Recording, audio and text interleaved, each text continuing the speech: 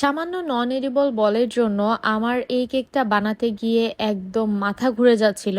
আমার সাথে কেন এরকমটা হয় আমি জানি না, তবে মাঝে মাঝে খুব সহজ জিনিস আমার পেতে খুবই কষ্ট হয়, আর খুবই কষ্টকর কিছু জিনিস মানে যেগুলো আমি সহজে পাবো না সেগুলো আবার খুব ইজিলি পেয়ে যাই। বাই দ্য ওয়ে, আমি একটু বলে দিচ্ছি, শুধুমাত্র গাজীপুর জেলার ভিতরে আমরা কেকের অর্ডার নিয়ে থাকি। এমনকি গাজীপুর জেলা হওয়া সত্ত্বেও যদি আমাদের লোকেশন হতে আপনার লোকেশনটা খুব বেশি দূর হয়ে যায়, সেক্ষেত্রেও কিন্তু আমরা আর কেকটা ডেলিভারি করি না বা অর্ডারটা রাখি না। তাই ইনবক্সের শুরুতে আপনাদের ডিটেলস লোকেশনটা জানাবেন।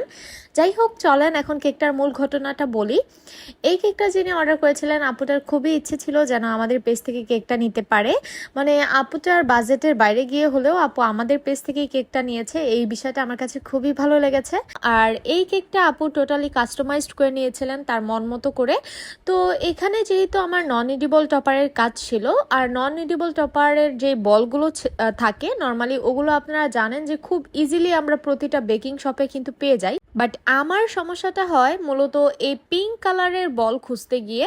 মানে আপুটা যখন আমাকে রেফারেন্স পিকচার দিয়েছিল, ওখানে হালকা পিঙ্ক ছিল কেকটার কালার আর কি। তো আপুটা আমাকে বলেছিল আরেকটু যেন ডিপ করে দেয়। তো যদি আমি কেকটার কালার একটু ডিপ করতে যাই, তাহলে দেখা যেত আমার হয়তো বা বলটা আর একটু লাইট কালার নেওয়া লাগতো, বা বলটা আর একটু ডিপ কালার নেওয়া লাগতো এরকম। মানে কেকের বডির যে কালারটা সেটার সাথে যেন মিলে না যায় আর কি, তাহলে তো আর দেখতে ভালো লাগবে না। তো আমি সেদিন এত খুঁজলাম যে কোনো রকম একটা পিঙ্ক কালারের বল জাস্ট হলেই হবে, তারপরেও যেন আমি পাই আর সেটা দিয়ে কাজটা যেন আমি করতে পারি।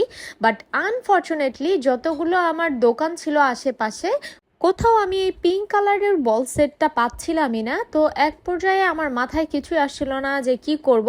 আমি যেহেতু একজন বেকার, আমি যদি একটা জিনিস না পাই তাহলে ঠিক ওটাকে কিভাবে আমি অন্য উপায়ে করতে পারবো সেটার কিন্তু কিছু ওয়ে আমার জানা থাকে অবশ্য।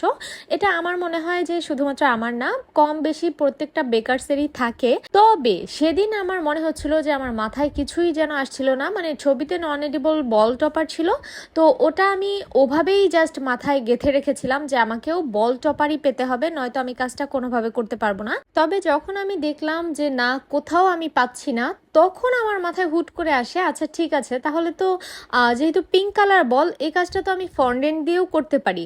যখন ফন্ডেন্টের কথা মাথায় এসেছে, তখন আমার মনে হলো যে আচ্ছা, এটা তো আমি চকলেট দিয়েও করতে পারতাম। এত খোঁজাখুঁজি না করে, এত ঝামেলায় না গিয়ে আমি তো সহজভাবে এভাবে কাজটা চালিয়ে নিতে পারতাম। এরপর আর কি করব, আমার মাথায় এসেছিল ফন্ডেন্ট দিয়ে করাটাই ভালো, কারণ চকলেট টপার অনেক সময় দেখা যায় গরমে মেল্ট হয়ে যাওয়ার একটা ভয় থাকে। তো আমি দ্রুত সময়ের মধ্যে এখানে দেখেন যে পিঙ্ক কালারের যে বলগুলো, সেগুলো আমি ফন্ডেন্ট দিয়ে করে নিয়েছি, আর আউটকামটা কিন্তু ভালোই এসেছে। আর এখানে যেই আপনারা ছবিটা দেখতে পাচ্ছেন বেবিটার, তো ওটাও কিন্তু নন এডিবল প্রিন্ট, আর সেটার উপরে আমি ফন্ডেন্ট দিয়ে এখানে ড্রেসটা বানিয়ে নিয়েছি, আর দেখতে এত বেশি সুন্দর লাগছিল।